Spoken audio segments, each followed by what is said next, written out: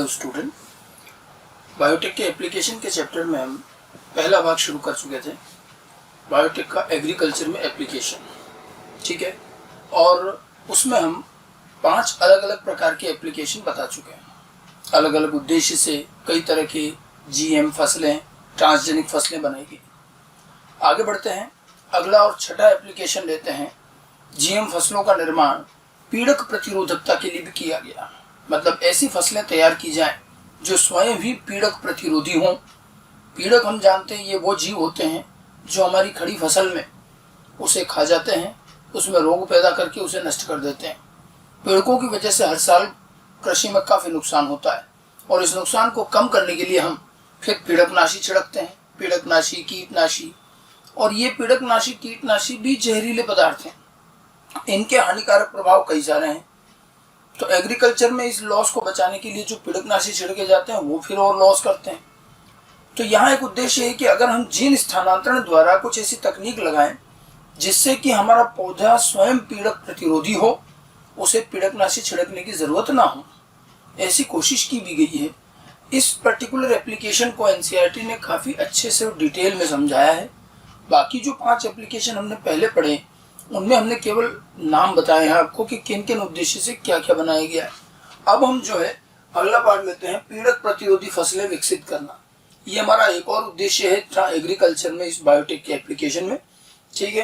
कई प्रकार की पीड़क फसलों को नुकसान पहुंचाते हैं, ये हम ऑलरेडी जानते हैं और इसे कम करने के लिए पीड़कनाशी छिड़के जाते हैं, ठीक है। जीन स्थानांतरण तकनीक का उपयोग हम पीड़क प्रतिरोधी पौधे विकसित करने में कर सकते हैं, ठीक है। और इससे हमें इन पीड़कनाशियों का छिड़काव नहीं करना पड़ेगा, तो हमें दोहरा फायदा है। न तो पीड़कनाशी छिड़कने पड़ेंगे और बल्कि हमारा एग्रीकल्चर प्रोडक्शन भी कम नहीं होगा। और पीड़क प्रतिरोधी पौधों में हमारे पास 2 एप्लीकेशन एनसीईआरटी ने दिए हैं। एक तो है इंसेक्ट रेजिस्टेंट प्लांट, यानी कि कीट प्रतिरोधी पौधे, और दूसरा निमेटोड रेजिस्टेंट प्लांट, निमेटोड प्रतिरोधी पौधे। कीट और निमेटोड 2 अलग अलग प्रकार के पीड़क हैं जो फसलों को नुकसान पहुंचाते हैं। इनमें से भी कीट सबसे बड़े और सबसे प्रमुख पीड़क माने जाते हैं। कीट हमारे लिए लाभदायक भी हैं तो कीट हानिकारक भी हैं। कई लाभदायक कीट हैं जो परागण में मदद करते हैं, तो कई हानिकारक कीट जो है फसलों को खा जाते हैं, पीड़क की तरह काम आते हैं, ठीक है। इनको नियंत्रित करने के लिए हम कीटनाशी छिड़कते हैं। हम सबसे पहले लेते हैं इंसेक्ट रेजिस्टेंट प्लांट, यानी कि कीट प्रतिरोधी पौधे कैसे बनाए गए, क्या रहा। और कीट प्रतिरोधकता का सबसे बेहतरीन उदाहरण है हमारे पास बीटी प्लांट्स, बीटी फसलें, BT plants, BT crops. BT crops तैयार की गई है और ये चैप्टर का सबसे महत्वपूर्ण, सबसे इंपॉर्टेंट पार्ट भी है। एग्जाम पॉइंट ऑफ व्यू से बहुत क्वेश्चन आ चुके हैं इस पर, ठीक है। बीटी प्लांट्स क्या चीज होती हैं, आखिर इनको बीटी क्यों कह रहे हैं, क्या होता है, इसी को थोड़ा और समझे।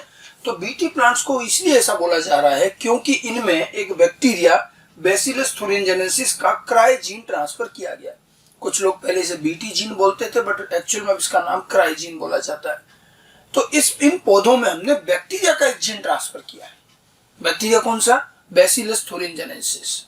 एक्चुअली क्या देखिए, बैसिलस thuringiensis बैक्टीरिया को हम बहुत प्राचीन समय से जानते हैं कि ये बैक्टीरिया अपने अंदर एक ऐसा प्रोटीन विकसित करता है जिससे कई सारे इंसेक्ट मर जाते हैं जब वो खाते हैं। तो मतलब बैक्टीरिया के जीन द्वारा बनाया गया एक प्रोटीन कई इंसेक्ट को मार देता है, ठीक है। और ये बात हमें बहुत पहले से पता चल चुकी थी, मतलब जब हम जीन स्थानांतरण नहीं कर पाते थे तब भी, और तब भी इसका उपयोग करना शुरू कर चुके थे हम। जब जीन स्थानांतरण संभव नहीं था तब क्या करते थे, तब हम इससे जैव पीड़कनाशी बनाते थे। वहां क्या किया जाता था, इस बैक्टीरिया का संवर्धन करते थे और इसके संवर्धन को पाउडर में बदलते थे और उस पाउडर को खेतों में छिड़का जाता था।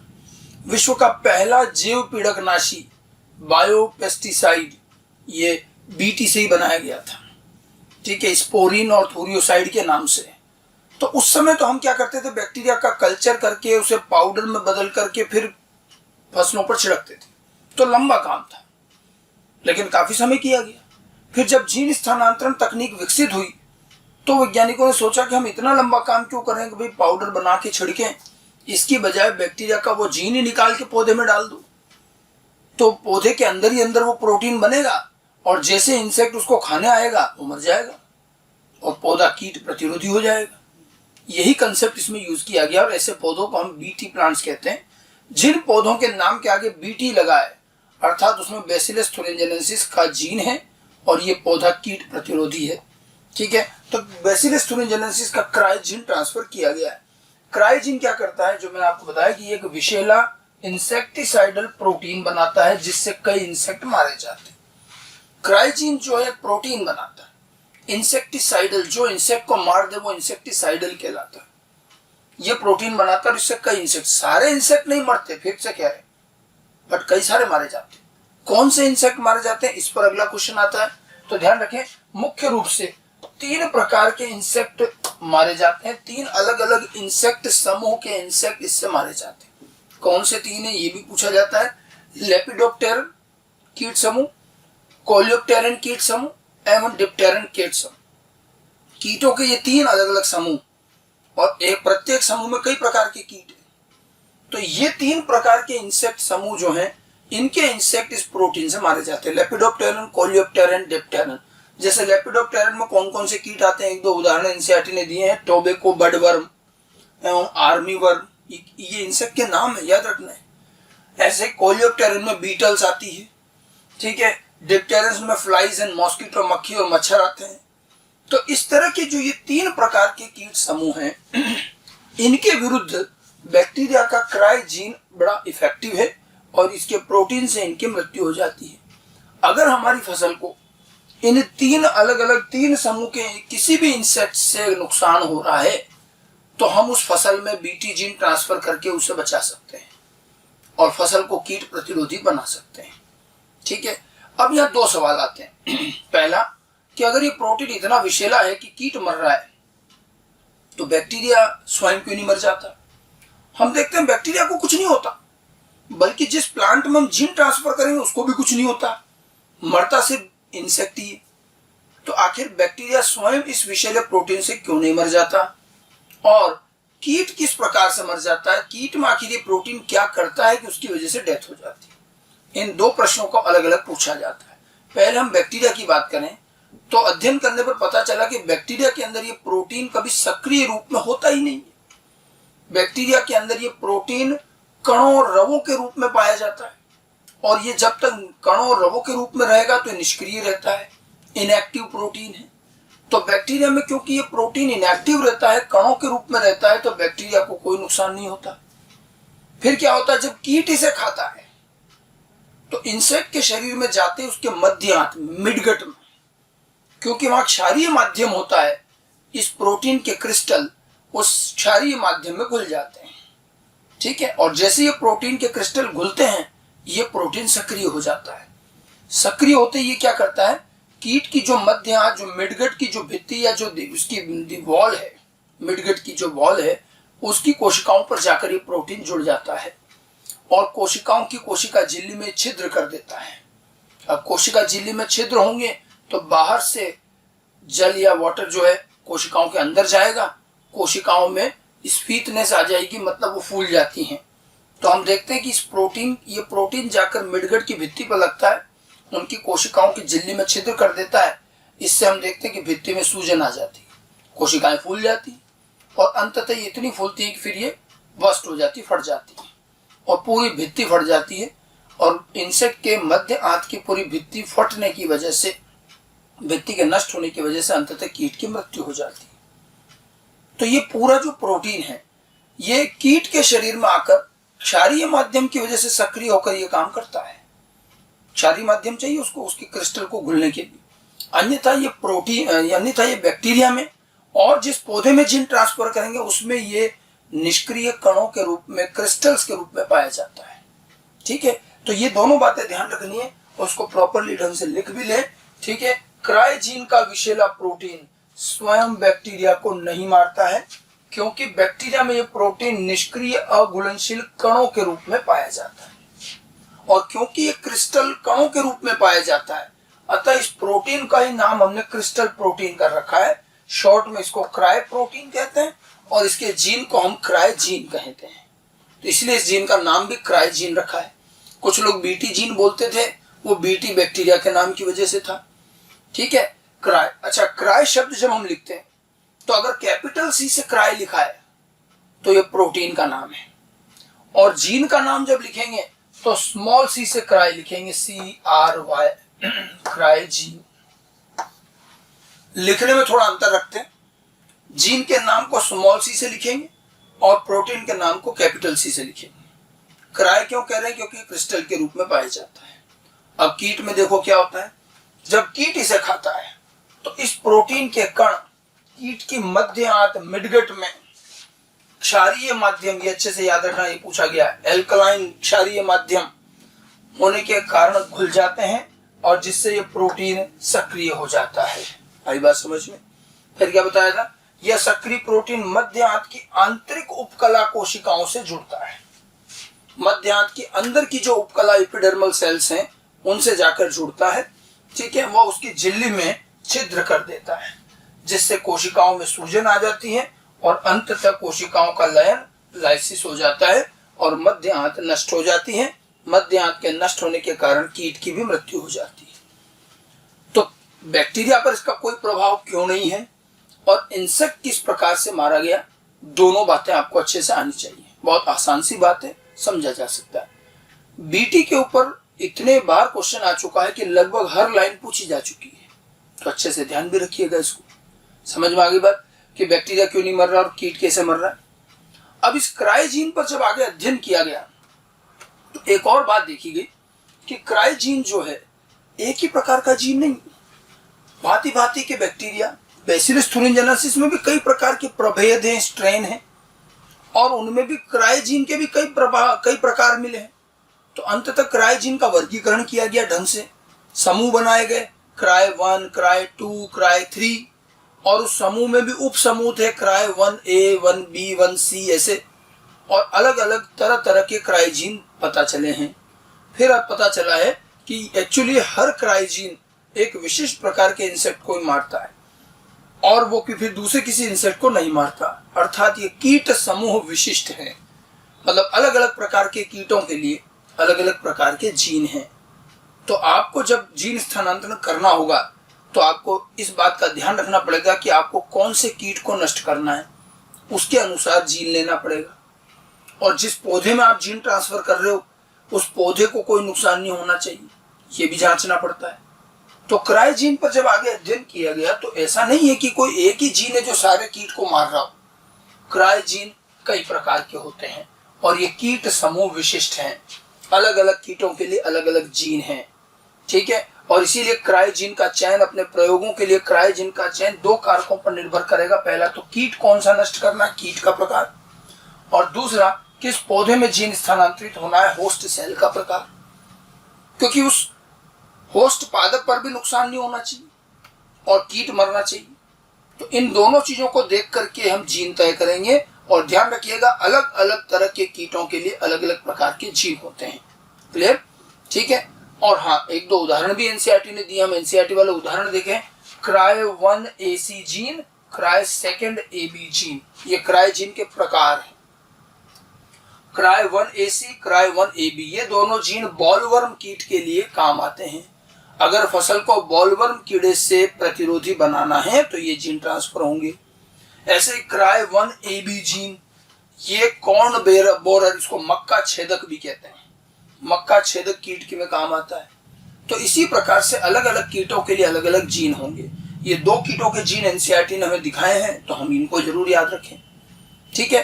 अब कुल मिलाकर काम क्या रहेगा, जीन स्थानांतरण का जो नॉर्मल प्रक्रिया वैसा ही रहेगा। अब अपना वांछित जीन कौन हो गया, यहाँ पर क्राई जीन हो गया।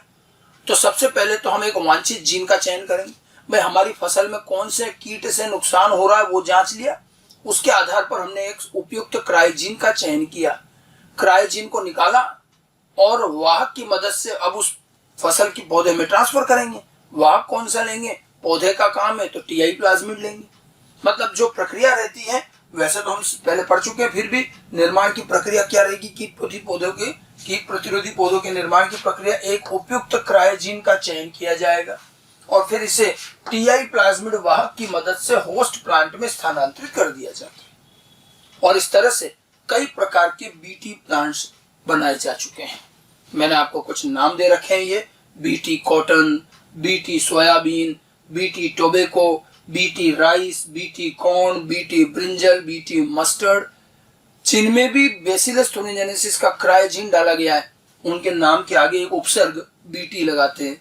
और ये भी पूछ लिया गया है कि फसल के नाम के आगे बीटी लग रहा है, इसका क्या तात्पर्य है। तो अर्थात इसके अंदर बीटी का मतलब बायोटेक्नोलॉजी नहीं है। इस पर कई लोग कंफ्यूज होते हैं क्योंकि ऑप्शन में भी था। बीटी का अर्थ है कि इसमें बेसिलस thuringiensis का जीन है, और जिस पौधे के नाम के आगे बीटी लगा है उसमें क्या विशेष गुण होगा, ये भी पूछा गया है। तो इनमें विशेष गुण क्या होगा कि ये पौधे कीट प्रतिरोधी होंगे। इन सारों में जो सबसे पहले बनाया गया वो था बीटी कॉटन, कपास। कपास के अंदर एक कीड़ा है बॉलवर्म, जो कपास की जो गांठें बनती हैं कॉटन बॉल्स, उसको खा जाता है। और कपास जो है आर्थिक महत्व की एक फसल है।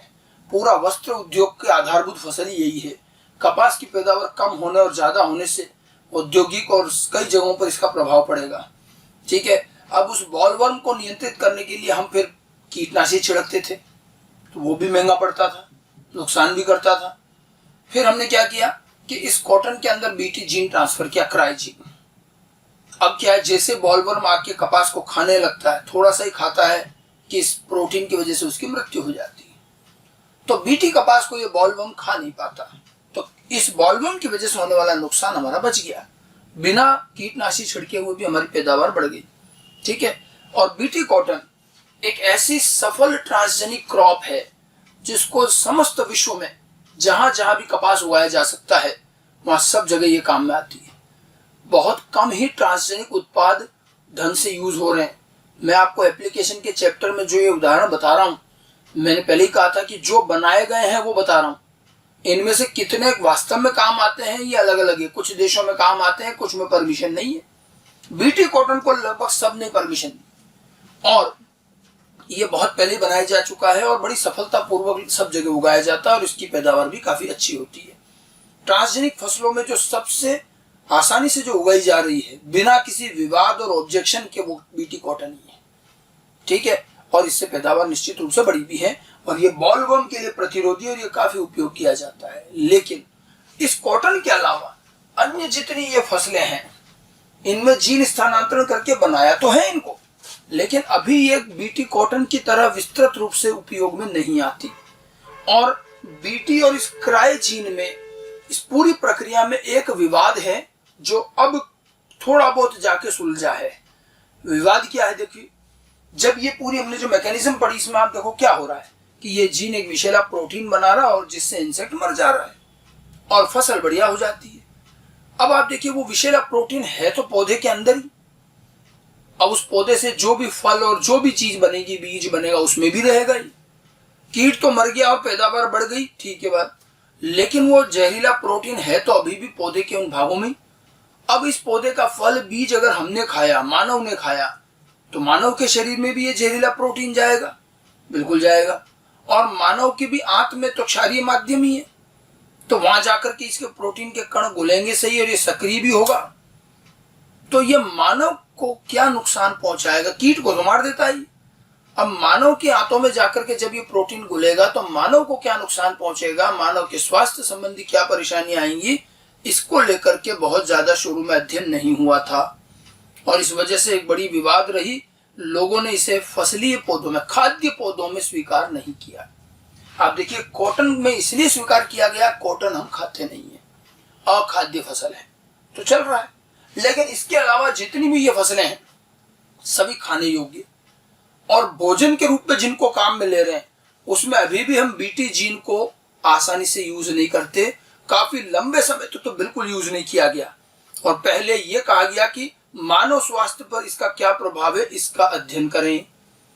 शुरुआती आकलन से पता चला कि भाई ये तो कीट समूह विशिष्ट है और ये मानवों पर कोई प्रभाव नहीं डाल रहा। लेकिन ये तो थोड़े से समय में अध्ययन किया गया, लेकिन दीर्घ अवधि पर कहीं कोई प्रभाव तो नहीं है। इतना जहरीला प्रोटीन मानव में सक्रिय हो रहा और कोई प्रभाव नहीं हो, ये बात एकदम से मानने में नहीं आती।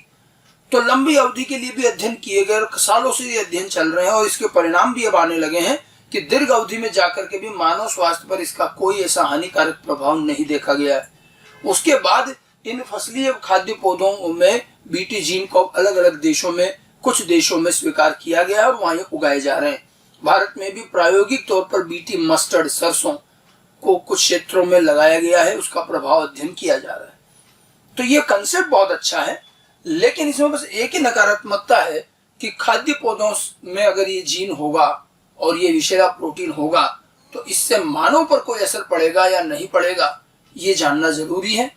अगर आगे भविष्य में और चीजें क्लियर होती हैं और कोई प्रभाव नहीं दिखता तो ये फसल मानव के लिए भी बहुत अच्छे से काम आएगी। अन्यथा अभी तो हम जो अखाद्य फसलें हैं कॉटन जैसी, उनमें तो हम आराम से इसको काम में ले सकते हैं और ले भी रहे हैं।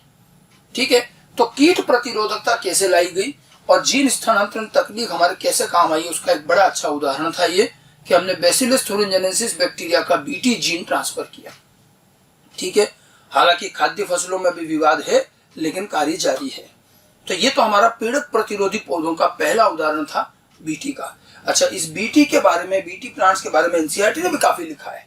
मैं जरा आपको एनसीईआरटी में भी इसका मैटर क्या है वो दिखा दूं, आप वहां से भी पढ़ लीजिएगा। ये चीजें मैंने वहीं से ली है, एनसीईआरटी से ज्यादातर।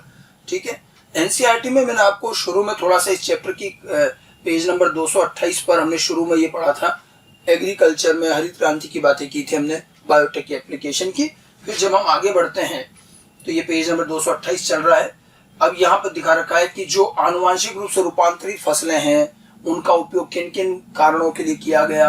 अजैव प्रतिबलों के प्रति प्रतिरोधी पौधे, पीड़क नाशों पर कम निर्भरता, कटाई पश्चात होने वाले नुकसान और ये पोषण के स्तर में वृद्धि, ये सब चीजें मैं ऑलरेडी बता चुका हूँ इन्हीं के उदाहरणों को, ये गोल्डन राइस वगैरह। तो यहाँ इन्होंने एक एक लाइन में लिख रखा है और उसके बाद में ये पीड़क प्रतिरोधी फसलों का निर्माण और बीटी को लेकर डिटेल में दिया है। आप ये पैराग्राफ पूरा पढ़ सकते हैं। बैसिलस thuringiensis के बारे में काफी चीजें लिखी, वो प्रोटीन बनाता है और ये वो सारा यही है। लेपिडोप्टेरन, कोलियोप्टेरन, डिप्टेरन को मारने में काम आता है।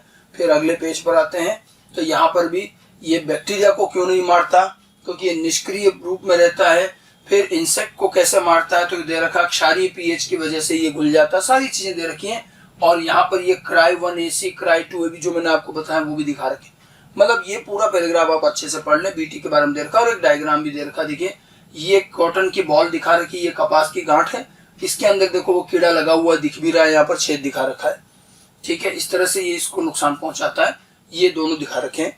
ओके, तो ये तो हमारा पीड़क प्रतिरोधी पौधे का पहला भाग था, कीट प्रतिरोधकता।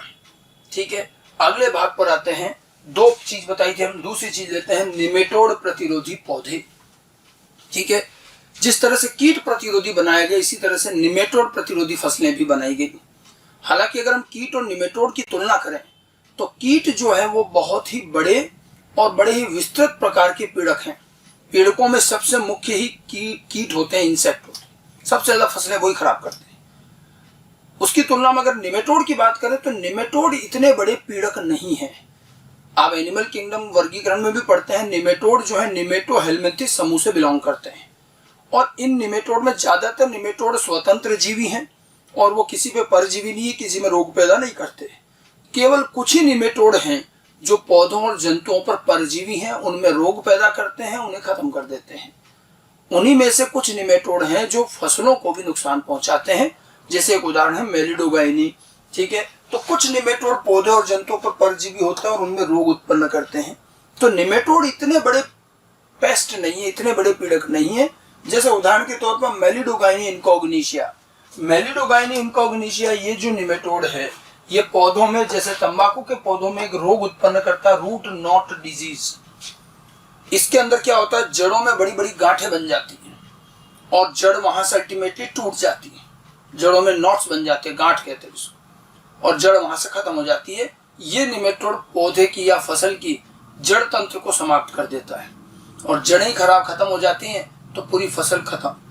हालांकि ये बहुत ज्यादा नहीं मिलता, लेकिन अगर किसी किसान के खेत में मेलिडोगाइनी का संक्रमण, ये मृदा में होता है, बहुत छोटा सा निमेटोड सॉइल में रहता है और सॉइल से जड़ों में संक्रमण करता है, तो किसी खेत की मृदा में अगर इसका संक्रमण है तो वहां ये बृहद स्तर पर पूरी फसल बर्बाद कर देता है। ठीक है, तो कई जगहों पर इसका प्रभाव देखा गया है। अब आप बात आती है कि भाई चलो कीट तो बहुत बड़े पीड़क है तो उनका लिए तो हमने कीट प्रतिरोधकता पढ़ी, निमेटोड को क्यों पढ़ रहे हैं जबकि ये बहुत ही कम ही फसलों को नुकसान पहुंचाते हैं। एक्चुअली निमेटोड प्रतिरोधी पौधे बनाने में जो तकनीक काम में ली गई है वो बड़ी विशिष्ट है। और दरअसल वो टेक्निक हमारे कोर्स में, इसीलिए ये निमेटोड प्रतिरोधकता को भी कोर्स में रखा गया है। ठीक है, तो निमेटोड जिस प्रकार के मेलिडोगाइन इनकॉग्निशिया ये रोग पैदा करते हैं और फसलों को नुकसान पहुंचाते हैं, ठीक है, इसके विरुद्ध प्रतिरोधकता कैसे लाई गई और तकनीक क्या काम करती है वही हम पढ़ेंगे यहाँ पर। तो पौधों में निमेटोड प्रतिरोधकता एक अत्यंत विशिष्ट तकनीक द्वारा विकसित की गई है और इस तकनीक को कहते हैं आरएनए इंटरफेरेंस, आरएनएआई तकनीक। ठीक है, हिंदी में इसे कहा जाता है आरएनए अंतरक्षेप, आरएनए इंटरफेरेंस या आरएनए अंतरक्षेप टेक्निक, आरएनएआई टेक्निक। ये बड़ी ही विशेष तकनीक है आरएनए इंटरफेरेंस। ये टेक्निक क्या है? यह जीन साइलेंसिंग की एक तकनीक है। साइलेंसिंग, किसी को साइलेंट करना मतलब निष्क्रिय करना है, और इस तकनीक में हम किसी जीन को निष्क्रिय करते हैं और जीन निष्क्रिय करके निमेटोड प्रतिरोधकता लाई जा रही है। आखिर ये क्या चीज है, समझे जरा। तो आरएनए इंटरफेरेंस में एक्चुअली होता क्या है, मैं आपको बहुत संक्षिप्त में समझाऊं। तो आरएनए इंटरफेरेंस में किसी जीन के ट्रांसक्रिप्शन से जो आरएनए बनता है, एमआरएनए, उसको नष्ट कर दिया जाता है। और जब आप किसी जीन के एमआरएनए को नष्ट कर देते हैं तो क्या वो जीन प्रदर्शित हो पाएगा? बिल्कुल नहीं हो पाएगा। जब आरएनए नष्ट हो गया तो प्रोटीन तो बना ही नहीं। तो यहाँ पर एक जीन के प्रदर्शन को रोका जाता है, उसके प्रदर्शन को संदमित किया जाता है, उसे साइलेंट किया जाता है। कैसे? उसके एमआरएनए को नष्ट करके। तो किसी जीन के एमआरएनए को नष्ट करके जीन के प्रदर्शन को रोकना, इसी को हम जीन साइलेंसिंग और आरएनए इंटरफेरेंस भी कहते हैं। उसके आरएनए को इंटरफेयर कर दिया मतलब नष्ट कर दिया। ठीक है, तो ये एक बेसिक तकनीक ये है कि हम जीन के प्रदर्शन को रोक देंगे, निष्क्रिय कर देंगे, आरएनए नष्ट करके करेंगे। ठीक है, अच्छा, आरएनए इंटरफेरेंस का ये जो तरीका है, ये कोई मानव निर्मित तरीका नहीं है। आपको जानकर भी आश्चर्य होगा कि सजीवों में, स्पेशली यूकैरियोटिक जीवों में, आरएनए इंटरफेरेंस प्राकृतिक रूप से पाया जाता है। और कई यूकैरियोट्स में वायरस का जब संक्रमण होता है तो वायरस के विरुद्ध शरीर जो है अपने आप को बचाने के लिए वायरस के जीन के एमआरएनए नष्ट कर देता है, आरएनए इंटरफेरेंस। एनसीईआरटी में एक जगह लिखा है कि RNA interference is the natural method of cellular defence in eukaryote. मतलब आरएनए इंटरफेरेंस यूकैरियोट्स में कोशिकीय स्तर का एक प्राकृतिक सुरक्षा विधि है। तो पहली बात ध्यान रखना, आरएनए इंटरफेरेंस पूरी तरह से कृत्रिम तकनीक नहीं है, ये तो प्राकृतिक तरीका है। हालांकि प्राकृतिक जो आरएनए इंटरफेरेंस है वो थोड़ा अलग है और हम जो बायोटेक में यूज करते हैं थोड़ा अलग है, लेकिन ये है नेचुरल। और इसी को आज हम बायोटेक में पीड़क प्रतिरोधकता में काम में ले रहे हैं और भी कई कामों में यूज हो रहा है। ठीक है, तो आरएनए इंटरफेरेंस यूकैरियोट में कोशिकीय स्तर की सुरक्षा प्रणाली की एक प्राकृतिक विधि है। ये नेचुरली भी पाई जाती है, प्रोकैरियोट्स में नहीं, यूकैरियोट्स में। तो ये नेचुरल विधि है और इसका विस्तृत अध्ययन फायरे और मेलो नाम के दो वैज्ञानिकों ने किया।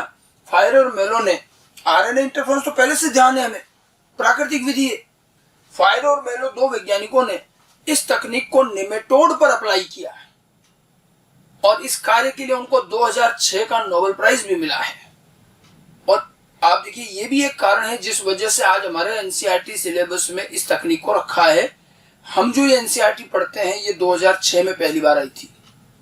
ठीक है, और उस साल नोबेल प्राइज आरएनए इंटरफेरेंस पर ही मिला गया था और उस साल की ये बहुत बड़ी खोज मानी जा रही थी, इसलिए उसको हमारे एनसीईआरटी में भी सिलेबस में रख दिया गया। इसलिए आरएनए इंटरफेरेंस हमारे कोर्स में भी है। फायरे और मेलो को निमेटोड पर आरएनए इंटरफेरेंस अप्लाई करने के लिए नोबेल प्राइज मिला है और इसी तकनीक के बेस पर हम आज निमेटोड प्रतिरोधकता ला रहे हैं। वायरस और कई और चीजों के लिए भी इसका उपयोग किया जा रहा है। तो ये एक और टेक्निक है जिसका आगे भी हम कई जगह यूज कर सकते हैं। हमारे कोर्स में निमेटोड को लेकर के बात की गई है। अब ये काम करती कैसे, इस टेक्निक में होता क्या, जरा हम इसको समझें। कैसे आखिर जीन के आरएनए को नष्ट करते हैं। आरएनए इंटरफेरेंस तकनीक में अच्छे से समझिएगा, किसी जीन के प्रदर्शन को उसके एमआरएनए को नष्ट करके संदमित कर दिया जाता है। जीन के प्रदर्शन को एमआरएनए को नष्ट करके किया जाता है। यह कार्य एक पूरक डबल स्ट्रैंडेड आरएनए द्वारा किया जाता है। मतलब पूरक, किसका पूरक? उस एमआरएनए का। तो एक डबल स्ट्रैंडेड आरएनए जो कि उस एमआरएनए का पूरक होता है, पूरक डबल स्ट्रैंडेड आरएनए कुछ प्रोटीन या कुछ एंजाइम की मदद से किसी जीन के एमआरएनए को नष्ट कर देता है और एमआरएनए नष्ट करके जीन के प्रदर्शन को रोक दिया जाता है। आधारभूत बात समझ में आनी चाहिए पहले, ठीक है। आरएनए इंटरफेरेंस का बेसिक कंसेप्ट समझ में आना चाहिए कि एक पूरक डबल स्ट्रैंडेड आरएनए द्वारा, अब आरएनए डबल स्ट्रैंडेड कभी कभार बनते हैं, ठीक है, पूरक डबल स्ट्रैंडेड आरएनए द्वारा किसी जीन के एमआरएनए को नष्ट करके जीन के प्रदर्शन को रोक दिया जाता है। अब ये पूरक डबल स्ट्रैंडेड आरएनए कहां से आएगा, इसका स्रोत क्या है? हमें एनसीईआरटी में भी ये चीज मिलती है कि इसके दो स्रोत हैं, ये दो जगह से प्राप्त होता है। क्योंकि आप काम कृत्रिम रूप से कर रहे हैं तो दो स्रोत क्या है, एक तो इसका पुराना तरीका है और एक फायर और मेलो वाला नया तरीका है। पुराने तरीके में जीन स्थानांतरण नहीं होता था, नए तरीके में आजकल जीन स्थानांतरण से करते हैं। पहले के तरीके में क्या होता था कि हमें जिस जीन को संदमित करना है उसके एमआरएनए का क्रम हमें पता करना पड़ता था, फिर हम प्रयोगशाला में लैब में एक कृत्रिम रूप से डबल स्ट्रैंडेड आरएनए बनाते थे जो उसके एमआरएनए का पूरक हो, तो ये बाहर लैब में बनता था। फिर इसे कुछ वाहकों की मदद से कोशिका में भेजते थे और ये कोशिका में जाकर के जीन के एमआरएनए को नष्ट करके जीन का संदमन करता था। तो वो डबल स्ट्रैंडेड आरएनए कृत्रिम रूप से बनाकर वाहक की मदद से भेजा जाता। वाहक कौन से वाहक काम आते थे? या ट्रांसपोजोन, रिट्रोवायरस, इस प्रकार के वाहक। एक तरीका तो क्या है कि ये डबल स्ट्रैंडेड आरएनए का स्रोत क्या रहेगा कि इस डबल स्ट्रैंडेड आरएनए को हम स्वयं तैयार करें कृत्रिम रूप से और वाहक की मदद से सेल में भेज दे जहां पर फिर जीन का संदमन हो जाए। अब ये जो कार्य था ये था अस्थायी। आपको जब जब भी जीन का संदमन कराना है तो हर बार आपको डबल स्ट्रैंडेड आरएनए बाहर से भेजना पड़ेगा, तो ये कार्य बार बार करना पड़ेगा, ये स्थायी काम नहीं है। फिर फायर एंड मेलो ने एक स्थायी तरीका बताया कि हम बार बार क्यों इसमें आरएनए भेजें, ऐसा कुछ किया जाए कि डबल स्ट्रैंडेड आरएनए कोशिका में बनने लग जाए। तो इन्होंने क्या करा, जिस जीन को आपको निष्क्रिय करना है उसी के रेफरेंस में सेंस एंटीसेंस जीन बनाकर कोशिका में डाल दिए। अब हुआ जीन स्थानांतरण, ठीक है। जो हमारा टारगेट जीन है जिसे हमें निष्क्रिय करना है उसी के संदर्भ में सेंस एंटीसेंस जीन कृत्रिम रूप से बना करके कोशिका में स्थानांतरित कर देते हैं। ये काम एक ही बार करना पड़ेगा। अब ये जीन जो कोशिका में पहुंच गए ये अंदर जाकर डबल स्ट्रैंडेड आरएनए बनाएंगे और ये डबल स्ट्रैंडेड आरएनए वहीं का वहीं उस जीन के एमआरएनए को नष्ट करके उसको संदमित कर देगा। तो इसमें काम एक ही बार रहा, एक बार आपको जीन ट्रांसफर करना है बस। उसके बाद डबल स्ट्रैंडेड आरएनए बार बार नहीं भेजना, वो सेल में बनता रहेगा और वहीं का वहीं निष्क्रिय होता रहेगा। इस तरह से दो मेथड हैं।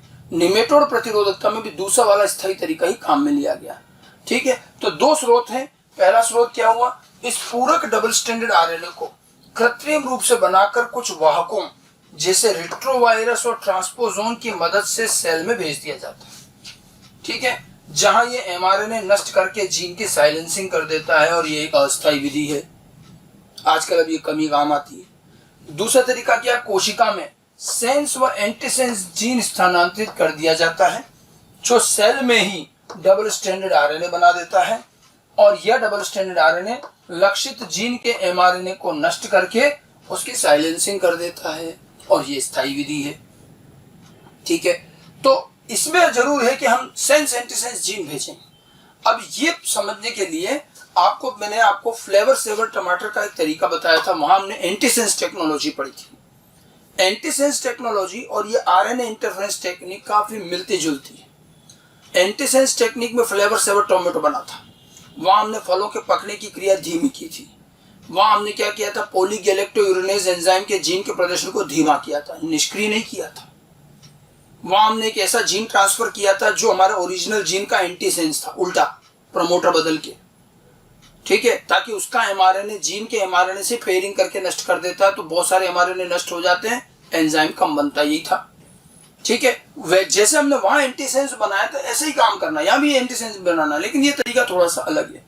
अब फायर और मेलो की स्कीम देखिए किस तरह से ये आरएनए इंटरफेरेंस काम करता है। इसका थोड़ा सा आउटलाइन, बहुत ज्यादा डिटेल में नहीं जाना, अपने कोर्स में नहीं है, तो इसका आउटलाइन समझते हैं कि किस तरह से होता है। देखिए सर्वप्रथम तो इधर देखिए, मान लीजिए ये एक टारगेट जीन है, ये जीन अपना ट्रांसक्रिप्शन करके एमआरएनए बना रहा है, ठीक है। तो ये टारगेटेड जीन है और इससे आरएनए बन रहा है और इसका आरएनए प्रदर्शित हो रहा, प्रोटीन बना रहा है। अब हमें इसके जीन के इस जीन को संदमित करना है, इसे साइलेंट करना है, तो इसका सेंस एंटीसेंस बनाएंगे। आपको क्या बताया था कि हर जीन जो कोशिकाओं में है उसका mRNA कौन से स्ट्रैंड से मैच करता है? सेंस स्ट्रैंड से, पता है। तो इसलिए हर प्राकृतिक जीन अपने आप में क्या हुआ? सेंस जीन ही हुआ।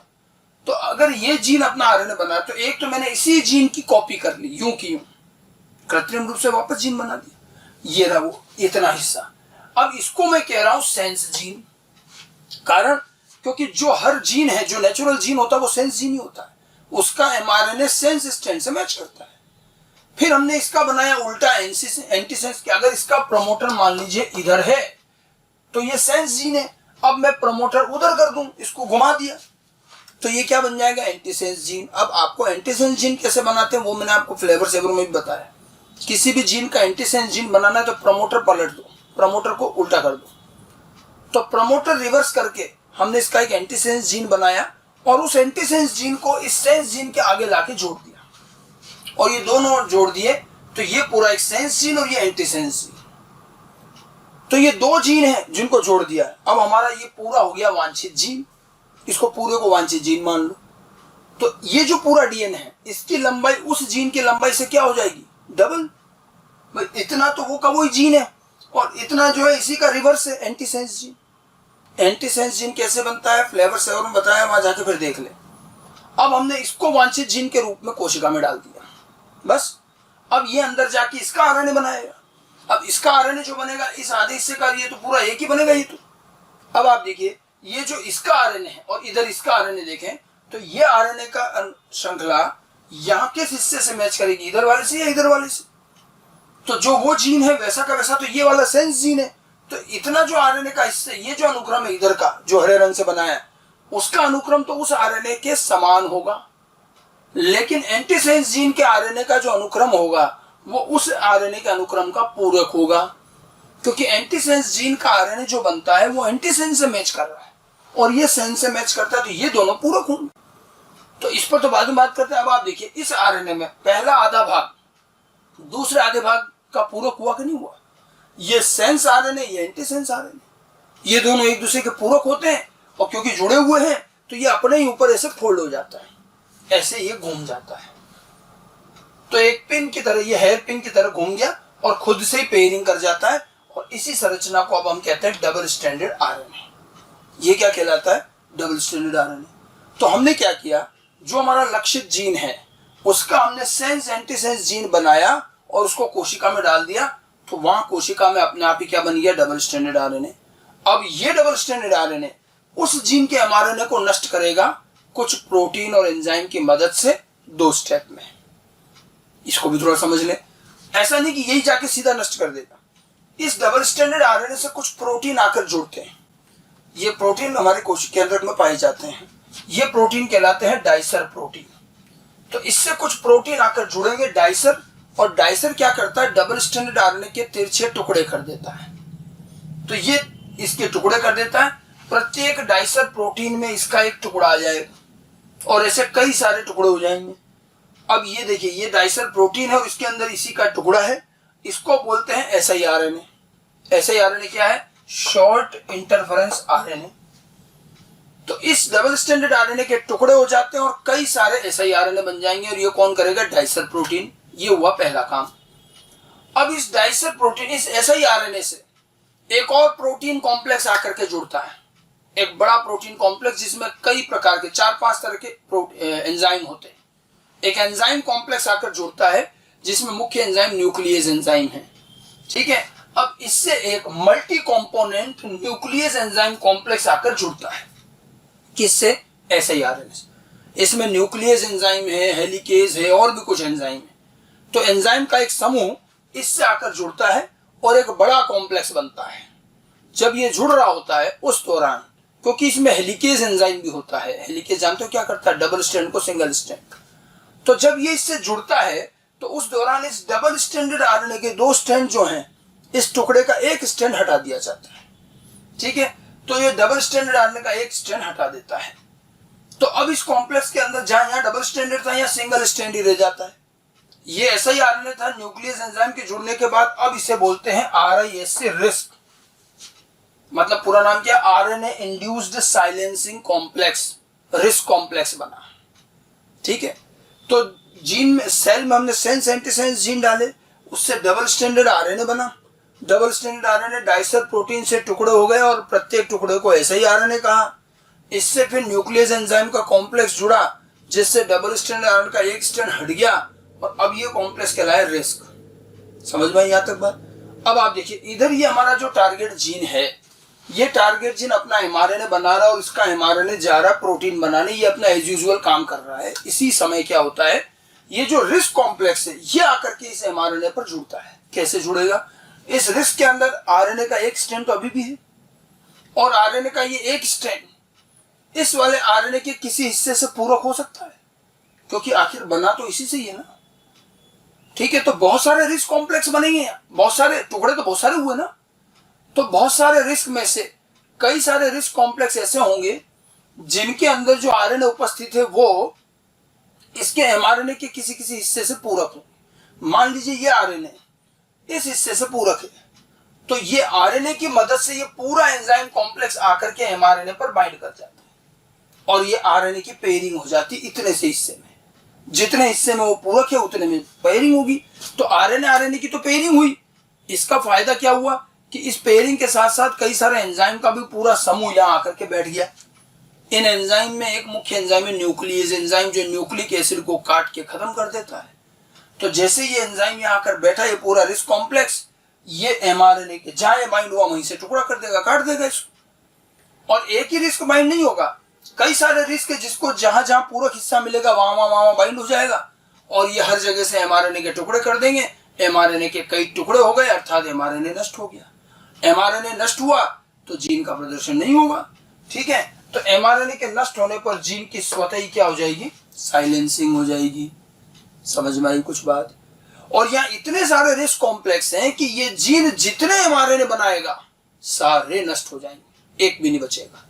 और यही अंतर है उस एंटीसेंस टेक्नोलॉजी में और आरएनए इंटरफेरेंस में। एंटीसेंस टेक्नोलॉजी में जो जीन का आरएनए बन रहा था वो हमारे एंटीसेंस जीन के एमआरएनए के साथ पेयरिंग करके डबल स्टैंडर्ड होकर नष्ट हो गया।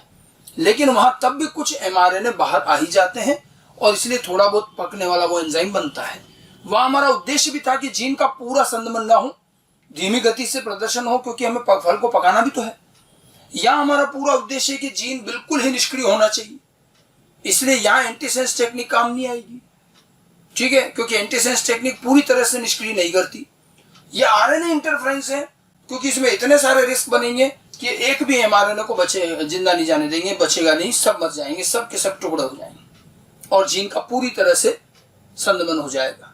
इसलिए एंटीसेंस टेक्नोलॉजी को यहाँ काम में नहीं लिया और आरएनए इंटरफेरेंस को फ्लेवर सेवर में काम में नहीं लेंगे, क्योंकि वहां तो फिर अगर रहा तो फल के पकने का एंजाइम ही नहीं बनेगा, तो फल पकेगा ही नहीं, वो भी ठीक नहीं। तो इसलिए दोनों जगह अलग अलग चीजें हैं, काफी मिलती जुलती टेक्निक है एंटीसेंस एंड आरएनए इंटरफेरेंस। ये आरएनए इंटरफेरेंस का पूरा एक आउटलाइन प्रोसेस होता है। ठीक है, अब आपसे पूछा जाए कि वास्तव में इस एमआरएनए को किसने नष्ट किया, तो हम क्या कहेंगे? डबल स्टैंडर्ड आरएनए ने, ऐसा ही आरएनए ने या रिस्क ने? तो वास्तव में तो नष्ट किसने किया? रिस्क कॉम्प्लेक्स ने। हालांकि ये दोनों प्रोटीन की जो ये स्टेप्स हैं, इनको कई बार बुलाने जाकर ये कहा जाता है कि डबल स्टैंडर्ड आरएनए एमआरएनए को नष्ट कर रहा है, लेकिन वो दो स्टेप में काम करता है। अब निमेटोड प्रतिरोधकता हो या और भी कई जगहों पर इसी तरह की चीज का यूज किया गया है। यही एक आधारभूत प्रोसेस है, आपको प्रोसेस समझ में आना चाहिए। इसमें कई लोग कंफ्यूज होते हैं ये सेंस एंटीसेंस, तो इसलिए मैंने पहले एंटीसेंस टेक्नोलॉजी पढ़ाई है। सेंस जीन तो कुछ नहीं है, वो जीन स्वयं खुद का खुद ऐसा कैसा ही है, हर जीन सेंस जीन ही होता है। एंटीसेंस बनाने के लिए उसके प्रमोटर को उल्टा करना पड़ता है, दूसरी तरफ कर दो तो वो एंटीसेंस जीन बन जाएगा और फिर ये दोनों आरएनए एक दूसरे के पूरक भी हो जाते हैं। अब देखो निमेटोड प्रतिरोधकता के लिए क्या किया गया। हम टारगेट जीन किसका है? एक तो निमेटोड है और एक पौधा है। पौधे को हमें निमेटोड प्रतिरोधी बनाना है, निमेटोड को हटाना है। टारगेट जीन किसका लिया जाए? कॉमन सेंस की बात है, निमेटोड का। तो ये जो टारगेट जीन होगा ये हम लेंगे निमेटोड का। ठीक है, तो ये निमेटोड का जीन रहेगा और इसे कोई हमें उसमें से निकालना भी नहीं है। ये निमेटोड में हम मतलब क्या करते हैं, निमेटोड के जीनोम का अध्ययन करते हैं और निमेटोड के जीनोम में एक ऐसा जीन ढूंढते हैं जिसका कार्य करना निमेटोड के जिंदा रहने के लिए जरूरी हो। निमेटोड के जीवन जीने के लिए जो अत्यंत जरूरी जीन है उसी को हम अपना टारगेट जीन बना लेते हैं और उसके अनुक्रम के आधार पर सेंस एंटीसेंस बनाते हैं। वो तो निमेटोड में है, नहीं निकाल रहे, बट उसके अनुक्रम के आधार पर ये सेंस एंटीसेंस ये कृत्रिम रूप से बनेगा। और इस सेंस एंटीसेंस को किस में डाला जाएगा, तो ये ध्यान रखना, ये पादप कोशिका में जिस पौधे को हमें निमेटोड प्रतिरोधी बनाना है ये उसमें ट्रांसफर करेंगे। पौधे के अंदर ये डाला, तो इसका मतलब डबल स्ट्रैंडेड आरएनए भी कहाँ बना, डबल स्ट्रैंडेड आरएनए भी पौधे की कोशिकाओं में, प्लांट सेल में पौधा ही बनाएगा डबल स्ट्रैंडेड आरएनए, पौधे में ही बनेंगे ऐसा ही आरएनए, और पौधे के सेल में बनेगा रिस्क, मतलब रिस्क कॉम्प्लेक्स भी कहाँ रहेगा, ये प्लांट की सेल में पौधे की कोशिकाओं में रहेगा। तो हमारा जो फसलीय पौधा है उसमें हमने ये जीन ट्रांसफर किया और पौधा अल्टीमेटली रिस्क बनाकर बैठा है। ठीक है, पौधे के हर सेल में ये रिस्क कॉम्प्लेक्स है। क्लियर। अब जैसे ही जड़ों से निमेटोड अंदर घुसेगा, ये निमेटोड अंदर आते ही क्या करता है, जड़ों को खाना शुरू करता है और फिर वो जड़ों में गांठें बना देता है। तो जैसे जड़ों के अंदर आता है और थोड़ा सा खाने लगता है, तो जब वो पौधे की जड़ों को खाएगा तो ये रिस्क कॉम्प्लेक्स जो है निमेटोड के शरीर में चला जाएगा और ये शरीर में जाकर के अल्टीमेटली निमेटोड की कोशिकाओं के अंदर जाएगा झिल्ली के थ्रू, प्रोटीन चैनल के थ्रू, और ये रिस्क कॉम्प्लेक्स आसानी से इसका पाचन नहीं होता है और ये चला जाएगा कोशिकाओं में, और कोशिकाओं में जाकर के निमेटोड के उस जीन के एमआरएनए को नष्ट कर देगा। इसका मतलब ये हुआ कि निमेटोड जैसे ही पौधे में आया, उसने पौधे को खाना शुरू किया, तो पौधे की कोशिकाओं से रिस्क कॉम्प्लेक्स उसकी कोशिकाओं में पहुंचा और वहां उसने एक महत्वपूर्ण जीन के एमआरएनए नष्ट करके उसे निष्क्रिय कर दिया। ये जीन इतना जरूरी है कि अगर ये निमेटोड में एक्सप्रेस ना हो तो निमेटोड की मृत्यु हो जाएगी। हमारे हर व्यक्ति के, हर जीव के शरीर में ऐसे जीन होते हैं जिनका काम करना बेहद जरूरी है, वो काम नहीं करेंगे तो जीव मर जाएगा। तो जैसे इस रिस्क ने उस जीन को संदमित किया, निमेटोड की मृत्यु हो जाएगी। मतलब पौधे में निमेटोड का संक्रमण भी हुआ, थोड़ा सा उसने खाया भी सही, लेकिन निमेटोड मर गया और रोग नहीं होगा, पौधे को कोई नुकसान नहीं होगा। इस तरह से पौधा अपने आप ही क्या बन गया, निमेटोड प्रतिरोधी। समझ गए। तो ये एक तरीका रहता है, इसको थोड़ा हम समराइज वे में लिख सकते हैं कि निमेटोड के किसी अत्यंत महत्वपूर्ण जीन को टारगेट जीन मानकर उसके सेंस व एंटीसेंस जीन बनाकर पौधे में स्थानांतरित कर दिए जाते हैं। यही मैंने आपको बताया कि निमेटोड के किसी इंपॉर्टेंट जीन को हम टारगेट जीन मानेंगे और उसके सेंस एंटीसेंस जीन पौधे में ट्रांसफर कर देंगे। ठीक है, और इससे पौधे की कोशिका में double stranded RNA, SI RNA और रिस्क बनेगा। ये सब पौधे में बनेगा। जब निमेटोड पौधे में संक्रमित हो, निमेटोड का पौधे में संक्रमण होता है तो पौधे की सेल में उपस्थित रिस्क निमेटोड के उस जीन के एमआरएनए को नष्ट कर देता है, जिससे वो इंपॉर्टेंट जीन निष्क्रिय हो जाता है और इस कारण से निमेटोड की अंततः मृत्यु हो जाती है और पौधा निमेटोड प्रतिरोधी बन जाएगा। आगे बात समझ में। तो निमेटोड प्रतिरोधकता में आरएनए इंटरफेरेंस का है बेहतरीन इस्तेमाल और बिल्कुल डिफरेंट कंसेप्ट है। देखिए, कीट प्रतिरोधकता में भी वहां थोड़ा अलग काम है, क्रायोजीन के प्रोटीन से काम हो रहा है। ठीक है, वहां आप देखिए ये जो जीन स्थानांतरण हुआ इसमें कोई बृहद स्तर उत्पादन नहीं। ये जो जीन हम भेज रहे हैं इनके उत्पाद से या तो वो कीट मर रहा है और इधर तो यहाँ जीन का तो उत्पाद ही नहीं बन रहा, बल्कि जीन का जो डबल स्ट्रैंडेड आरएनए है वो किसी अन्य जीन के एमआरएनए को नष्ट करके उसे संदमित कर रहा है। लेकिन इस जीन का संदमन हमारे लिए उपयोगी है क्योंकि इससे निमेटोड की मृत्यु हो जाएगी। तो ये पूरा आरएनए इंटरफेरेंस की टेक्निक थी। तो पीड़क प्रतिरोधकता को एनसीईआरटी ने काफी अच्छे से समझाया है। दो भाग दिए हैं, एक कीट प्रतिरोधकता, एक निमेटोड प्रतिरोधकता। ठीक है, दोनों में अलग अलग तरीके से ये जीन स्थानांतरण काम आया है, इसको अच्छे से ध्यान रखना और ये चैप्टर का सबसे इंपॉर्टेंट पार्ट भी है, इसको अच्छी तरह से तैयार करें। हाँ, अब जरा एनसीईआरटी में भी देखें निमेटोड प्रतिरोधकता के लिए क्या कहा गया है। तो अगर हम एनसीईआरटी के अंदर देखें, मैंने अभी आपको बीटी का ये पार्ट बताया ही था, बीटी के इस भाग के ठीक नीचे पेज संख्या 229 पर ही आपको पीड़क प्रतिरोधी पौधे में अब ये निमेटोड का भाग या आरएनए अंतरक्षेप लिखा हुआ है, ये मिलेगा। इसके अंदर मेलाइडोगाइन इनक्योक्सिया तंबाकू की पौधों की जड़ों में संक्रमित कर पैदावार को काफी कम कर देता है। उपरोक्त संक्रमण को रोकने के लिए एक नवीन योजना को स्वीकार किया गया जो आरएनए अंतरक्षेप की प्रक्रिया पर आधारित है। आरएनए अंतरक्षेप सभी ससीम केंद्रीय यानी कि यूकैरियोटिक जीवों में कोशिकीय सुरक्षा की एक विधि है, यही बताया था। इस विधि में एक विशिष्ट दूत आरएनए मतलब एमआरएनए पूरक द्विसूत्री आरएनए से वर्धित होने वाले के पश्चात निष्क्रिय हो जाता है। मतलब एक डबल स्टैंडर्ड आरएनए से एमआरएनए नष्ट हो जाता है और इसके कारण आरएनए का ट्रांसलेशन नहीं हो पाता, वो नष्ट हो जाता है। और वो जीन ही निष्क्रिय हो जाता है। अब देखिए, इस द्विसूत्री आरएनए का स्रोत, द्विसूत्री मतलब डबल स्ट्रैंडेड आरएनए का स्रोत, एक तो क्या बताया, संक्रमण करने वाले विषाणु में पाए जाने वाले पूरक आरएनए जीनोम के प्रति और ट्रांसपोजोन के प्रतिकृति उपरांत बनने वाले मध्यवर्ती आरएनए है। अर्थात अब देखो, इसमें लिखने का अपना तरीका है। ये कह रहा है संक्रमण करने वाले विषाणु, संक्रमण का मतलब यहाँ पर है हम उसको भेज रहे हैं, तो हम क्या कर रहे हैं, रेट्रोवायरस की मदद से जो ये डबल स्ट्रैंडेड आरएनए का जीन भेज रहे हैं उसी की बात चल रही है कि हम डबल स्ट्रैंडेड आरएनए को रेट्रोवायरस यानी कि वायरस की मदद से भेजेंगे जो अंदर जाकर आरएनए इंटरफेरेंस करेगा। एक तरीका तो ये था। दूसरा, एग्रोबैक्टीरियम संवाहकों का उपयोग करके हम इसमें सेंस एंटीसेंस जीन भेजेंगे। देखिए, अर्थ और प्रत्यर्थ मतलब सेंस एंटीसेंस जीन भेजेंगे जो सेंस एंटीसेंस आरएनए बनाएंगे और ये डबल स्ट्रैंडेड आरएनए जो है ये आरएनए अंतरक्षेप करेंगे और इससे निमेटोड का जीन निष्क्रिय हो जाएगा। ये सारी बातें इसमें लिखी है। तो थोड़ा बहुत संक्षिप्त में एनसीईआरटी में दे रखा निमेटोड प्रतिरोधकता को लेकर, और अंत में एक डायग्राम दिखा रखा है, ये वाला। इसमें दो फोटो दिख रहे हैं, एक में ये जड़ का डायग्राम है और ये गांठ दिखा रखी है, मतलब ये रोगग्रस्त पौधा है जिसमें जड़ों में ये गांठें हो रही हैं, ठीक है। और ये पौधा दिखा रखा है जिसके अंदर आरएनए अंतरक्षेप तकनीक यूज की गई है, और यहाँ नीचे लिखा हुआ है कि इसमें भी संक्रमण कराया गया, लेकिन 5 दिन के बाद का ये फोटो है कि इसके अंदर संक्रमण के बावजूद भी ये इस तरह की गांठें नहीं बनी, अर्थात ये पौधा क्या हुआ, निमेटोड प्रतिरोधी बना। वही सब कुछ लिखा हुआ है। एक बताने की कोशिश है कि ये पौधा है जिसके अंदर हमने कोई उपचार नहीं किया, इसके अंदर हमने आरएनए इंटरफेरेंस यूज किया है, तो आप देखो इसके अंदर रोग नहीं हो रहा है। तो इस तरह से ये दो चीजें एनसीईआरटी ने अच्छे से समझा रखी है, पीड़क प्रतिरोधकता में कीट प्रतिरोधकता और निमेटोड प्रतिरोधकता। तो ये कुल मिलाकर 6 एप्लीकेशन हमने एग्रीकल्चर में बायोटेक के एप्लीकेशन में पढ़े। अलग अलग एप्लीकेशंस और हर एप्लीकेशन में एक एक दो उदाहरण किन किन उद्देश्यों से ये बनाए गए हैं, ये सब आपको ध्यान रखना है। और लास्ट वाले पीड़क प्रतिरोधकता में कीट प्रतिरोधी और निमेटोड प्रतिरोधी को और अच्छे से ध्यान रखना है। तो ये हमारे चैप्टर का पहला भाग हुआ, बायोटेक का एग्रीकल्चर में, कृषि में एप्लीकेशन। धन्यवाद।